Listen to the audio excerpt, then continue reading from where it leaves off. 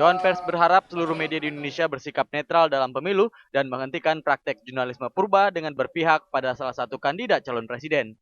Praktek jurnalisme purba yang dipertontonkan media saat ini dinilai bertentangan dengan semangat kebebasan pers.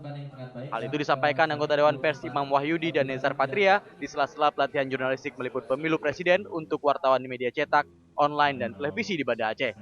Pelatihan ini sendiri selain menghadirkan kedua anggota Dewan Pers itu juga menghadirkan Ods Pisungset, wartawan Norwegian Broadcasting Corporation atau NBC.